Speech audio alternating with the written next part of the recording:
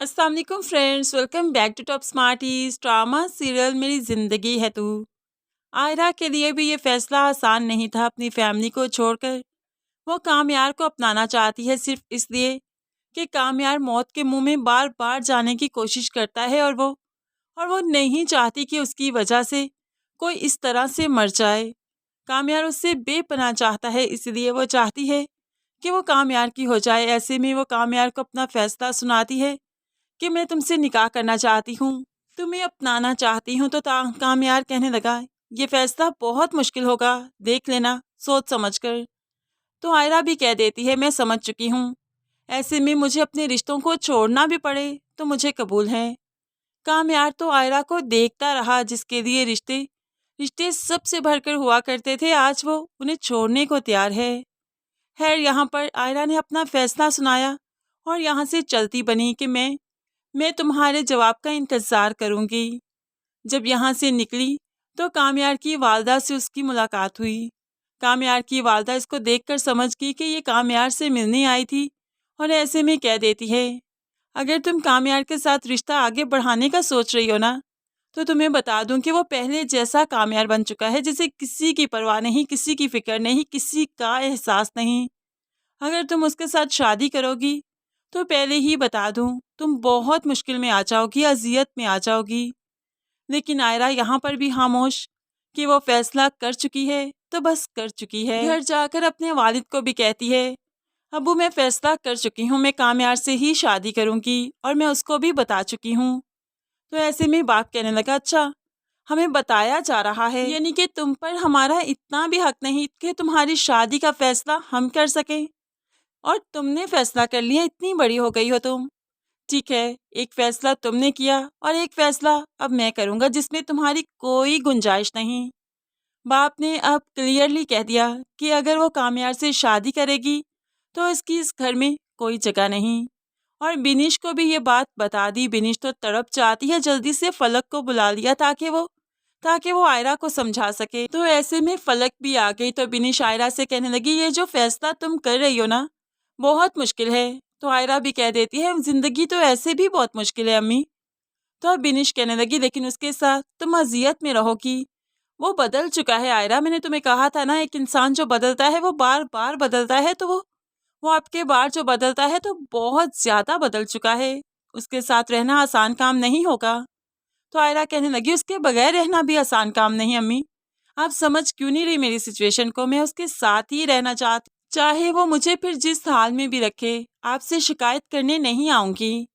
अब यहाँ पर माँ तो सर पीट कर रह गई कि आयरा किसी भी तौर किसी की बात नहीं मान रही। लेकिन फलक फलक अम्मी को समझाती है कि अम्मी बस भी कीजिए ना, अगर उसने फैसला कर लिया तो उसका साथ देते हैं और उसको दुआओं में रुखसत करते हैं, उसके साथ सब अच्छा हो। फलक बहन को गले से लगा लेती है और उसे हिम्मत देती है कि सब ठीक हो जाएगा, शुरू शुरू की बात है, देखना सब सेट हो जाएगा, अम्मी अबू भी ठीक हो जाएंगे, बहुत मोहब्बत करते हैं तुमसे।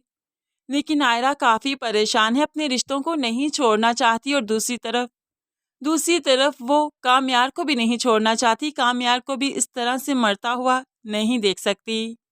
आखिरकार कामयार डिस्चार्ज होकर घर आ गया और आयरा अगले दिन फिर से उसे फ़ोन करती है, मैं इंतज़ार कर रही हूँ तुम्हारे जवाब का, तुमने कोई जवाब नहीं दिया अभी तक, मुझे कोई फ़ोन कोई मैसेज नहीं किया। तो कामयार कहने लगा, सोच लो एक बार फिर से, बहुत मुश्किल हो जाएगा।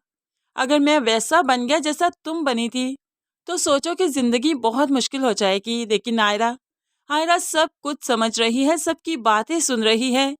उसके माइंड में है कि शायद उसके साथ बुरा ही होने वाला है, लेकिन फिर भी वो अपने गुनाह का कफारा अदा करने के लिए ही कामयार से शादी करना चाहती है। इसलिए उसे कह दिया, तुम फौरन से पहले आओ, मुझे अभी निकाह करना है, अभी रुखसत होना है।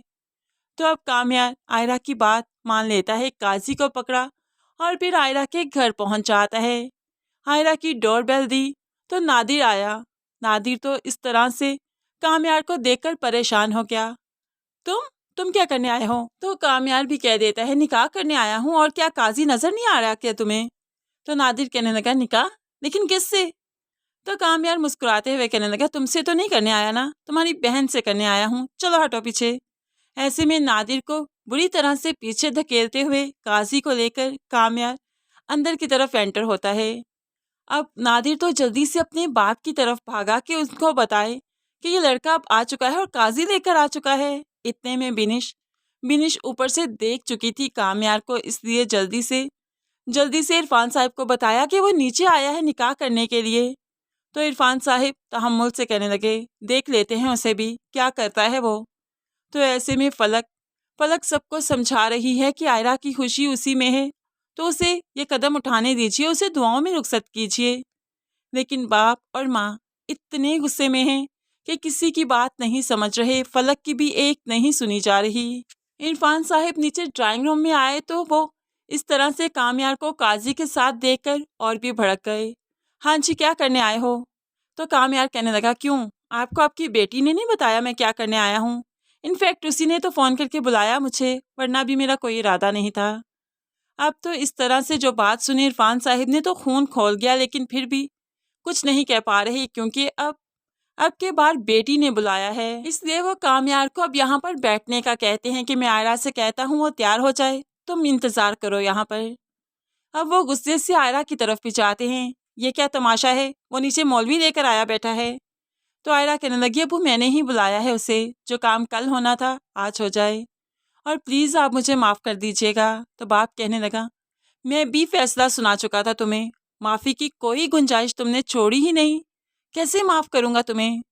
आयरा इमोशनल होकर बाप के गले लग जाती है कि बाप पिघल जाएगा, बाप सर पर हाथ रखेगा, लेकिन बाप बेटी को अब के बाद झटक देता है, नहीं आयरा, अगर तुम फैसला कर चुकी हो ना, तो मैं भी तुम्हारा बाप हूँ, मैं भी फैसला कर चुका हूँ, अब के बाद रुखसत होकर जाओ, तो वापस मत आना, सारे रिश्ते ख़त्म करके जा रही हो। आयरा रोती रही, तड़पती रही, लेकिन बाप ने फलक को कह दिया, तैयार करो उसे और जल्दी से करना, ज़्यादा टाइम नहीं लगाना तुमने। अब ऐसे ही आयरा को फलक निकाह के लिए तैयार करती है। आयरा इस तरह से रुखसत तो नहीं होना चाहती थी, लेकिन फिर भी अब कदम उठा चुकी है तो बस उठा चुकी है। इरफान साहिब अब कामयार के पास आकर बैठ जाते हैं। इस बार इरफान साहिब उससे ज़्यादा गुस्से से बात नहीं कर रहे, बल्कि खामोशी से ही बैठे हैं और सिर्फ कामयार की सुन रहे हैं। और तो कामयार कहने लगा, आया था मैं बड़ी ही इज्जत से आपकी बेटी को ब्याहने के लिए, बाराती भी लाया था, बन ठन कर आया था, लेकिन शायद आप लोगों को इज्जत रास नहीं आई, इसीलिए बेइज्जत करके मुझे यहाँ से निकाल दिया। लेकिन अब देखिए ना, आपकी बेटी ने मुझे बुला लिया। खैर, यहाँ पर आप लोगों की तो मुझे समझ नहीं आ रही, आखिर किस टाइप के लोग हैं आप, क्या चाहते हैं। इरफान साहब अभी भी खामोश, सिर्फ यही चाहते हैं कि जल्दी से ये निकाह हो और ये मामला टल ही जाए। आहरकर आयरा दुल्हन बनकर अब कामयार के सामने आ बैठी और इस तरह से बड़ी ही सादगी से दोनों का निकाह हो गया। निकाह के बाद इरफान साहिब ने अपनी बेटी को यहाँ से रुखसत कर दिया। अब यहाँ से रुखसती के बाद आयरा को मालूम पड़ेगा कि वाकई कामयार बदल चुका है, क्योंकि कामयार एक एक चीज़ का हिसाब अब आयरा से लेने वाला है। कामयार अब के बाद वाकई आयरा की ज़िंदगी को मुश्किल करने वाला है, लेकिन फिर आयरा की मोहब्बत कामयार के दिल में फिर से मोहब्बत डालेगी। लेकिन इस चीज़ में अभी काफ़ी टाइम बाकी है।